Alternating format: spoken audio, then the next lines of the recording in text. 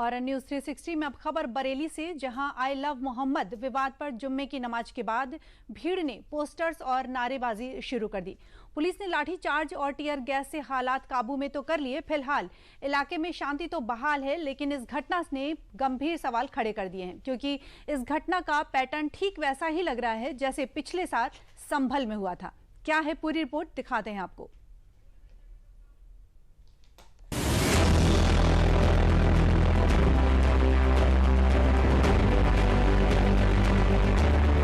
पहले संभल और अब बरेली, जगह और समय दोनों अलग हैं, लेकिन मंशा एक ही है। उपद्रवियों पर एक के बाद एक बरसती लाठियों की ये मार उस मानसिकता पर बरेली पुलिस का प्रहार है जो हर बार देश को बांटने की साजिश रचती है। ये चोट किसी व्यक्ति पर नहीं, ये सामाजिक सौहार्द को बिगाड़ने की साजिश रचने वाली सोच पर चोट है।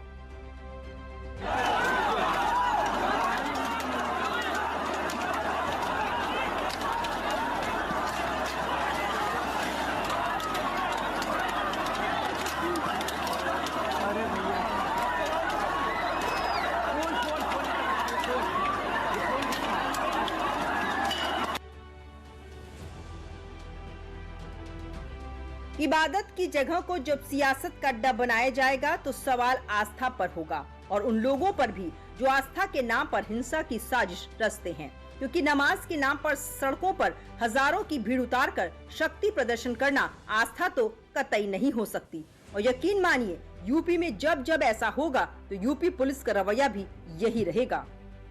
आई लव मोहम्मद पोस्टर को लेकर कानपुर से जो विवाद शुरू हुआ, उसके समर्थन में विरोध प्रदर्शन ने शुक्रवार को बरेली की फिजा बिगाड़ दी। पुलिस प्रशासन की अनुमति रद्द करने और लाख समझाने के बावजूद मौलाना तौकीर रजा नहीं माने। उनके बुलावे पर सैकड़ों लोग सड़कों पर उतर आए और हिंसा पर आमादा हो गए। पुलिस ने लाख मनाया, लेकिन मौलाना नहीं माना। पुलिस ने भीड़ को रोकने और समझाने का भरसक प्रयास किया, लेकिन वो नहीं माने। फिर हुआ वही जो उपद्रव और उपद्रवियों का हर्ष होना चाहिए।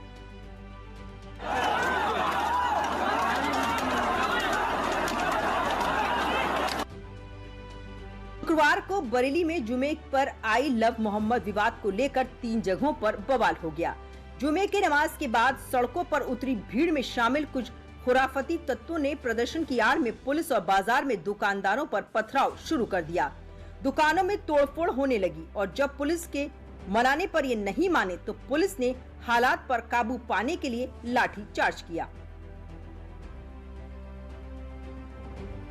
दावा है कि आईएमसी प्रमुख मौलाना तौकीर रजा ने मुस्लिमों से शहर के इस्लामिया ग्राउंड में प्रदर्शन करने की अपील की थी। जुमे की नमाज के बाद भीड़ सड़क पर उतर आई और जबरन ग्राउंड में जाने की जिद पर अड़ गई। पुलिस के मुताबिक भीड़ को रोका गया, लेकिन भीड़ ने तोड़फोड़ शुरू कर दी, धार्मिक नारे लगाए और अचानक पुलिस पर पथराव शुरू कर दिया।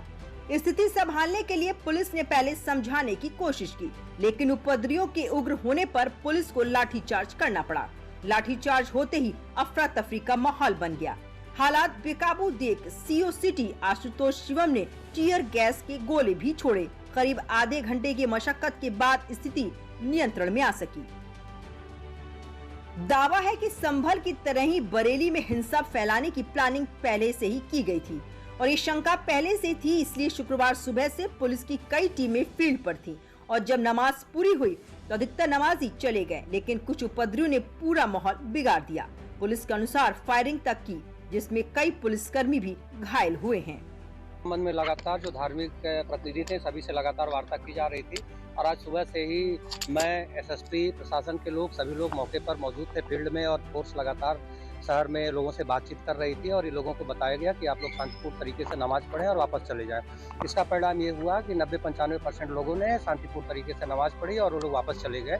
अचानक बाद में कुछ खुराफाती तत्व आए और जिन्होंने पथराव और फायरिंग शुरू करी, और इसमें पर्याप्त उनकी वीडियोग्राफी और फोटोग्राफी की गई है। उस आधार पर पुलिस ने भी जो उसमें लोग मौके पर पाए गए ये करते हुए, उसमें से कुछ की गिरफ्तारियां सुनिश्चित की गई हैं, और वीडियो और जो हमारे पास फोटो साक्ष्य उसके आधार पर अग्रिम कार्रवाई सुनिश्चित। पुलिस के 10 से ज़्यादा लोग घायल हुए हैं और उनका उपचार कराया जा रहा है और संबंधित डॉक्टर हैं। हिरासत में कितने लोग लिए गए? हिरासत में अलग अलग जगहों पे चूंकि हुआ है तो वहाँ लोगों की गिरफ्तारी हुई है, वो संख्या अभी हम लोग मंगा रहे हैं।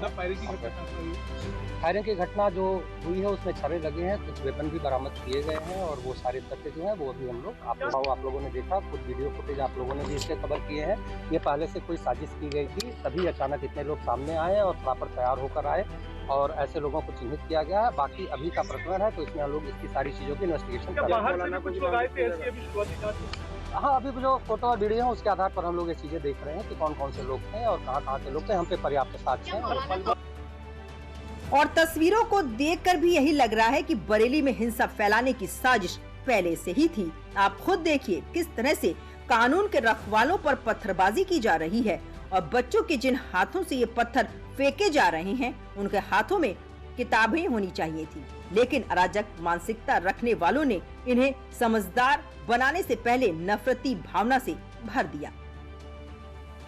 प्रदेश और देश जानता है कि जिस तरह का आई लव मोहम्मद वाली बात जो चल रही है, कहीं भी कोई जब घटना नहीं, कौआ कान ले गया, कौआ कान तो देख लो है कि नहीं, जब कोई मुकदमा पंजीकृत नहीं हुआ आई लव मोहम्मद को लेके, तो इस तरह की बातें नितांत चिंताजनक हैं, गुमराह करने वाली हैं और जानबूझकर शांति व्यवस्था को खराब करने वाली तो साजिशें रचने का काम कतिपय लोगों के द्वारा किया रहा है। जो भी होगा, जो शांति व्यवस्था को खतरा पैदा करेगा, जो कानून को तोड़ेगा, उसके खिलाफ कानून के दायरे में ला करके कार्रवाई होगी। ये ऐसी मानसिकता के लोग हैं जिनको भारत का विकास, देश का विकास और उत्तर प्रदेश का विकास पच नहीं रहा है। हर कोशिश कर लिया लेकिन असफल रहे, तब आज दंगा पर ऐसी मानसिकता उतारू हो गई है। किसी प्रकार के जुलूस को शक्ति प्रदर्शन के रूप में अगर देखा जाए तो ये देश के लिए गलत होगा और जो विभाजनकारी लोग हैं वो इस दिशा में भारत को ले आने की कोशिश करते हैं, किंतु हमारी सरकार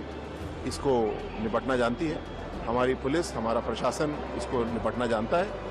दरअसल मौलाना तौकीर रजा ने लोगों से नमाज के बाद इस्लामिक ग्राउंड में इकट्ठे होकर आई लव मोहम्मद मामले में अपनी ताकत दिखाने की अपील तो की थी, लेकिन इस अपील के बाद खुद मौलाना तौकीर रजा तो सामने नहीं आए, लेकिन उनकी अपील पर इकट्ठा भीड़ ने जमकर उत्पात मचाया।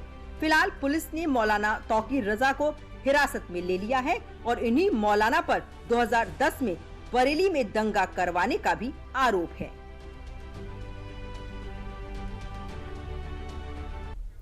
आप देख रहे हैं न्यूज 360 और इस वक्त एक बड़ी खबर आ रही है कि योगी सरकार की कैबिनेट बैठक पूरी हो गई है। उज्ज्वला योजना के तहत दिवाली पर मुफ्त सिलेंडर देने की योजना को मंजूरी दे दी गई है। अभी हर साल 2 सिलेंडर होली और दिवाली पर दिया जा रहा है। साथ ही ये बड़ी खबर हम आप तक पहुंचा रहे हैं कि करीब 1.85 करोड़ महिलाओं को इससे फायदा होगा। जी हां, इस वक्त की बड़ी खबर, मुफ्त सिलेंडर पाने के लिए आधार प्रमाणीकरण जरूरी होगा। साथ ही ये बड़ी खबर हम आप तक पहुंचा रहे हैं कि योगी कैबिनेट में कई और अहम प्रस्तावों को मंजूरी दे दी गई है। जी हां, योगी कैबिनेट में काफी सारे अहम जो प्रस्ताव थे उनको मंजूरी मिल गई है। योगी सरकार की कैबिनेट बैठक अभी पूरी हो चुकी है। ये एक बड़ी खबर, खास खबर आप तक आ रही है। और न्यूज 360 में आगे बढ़ने से पहले एक लेते हैं छोटा सा ब्रेक।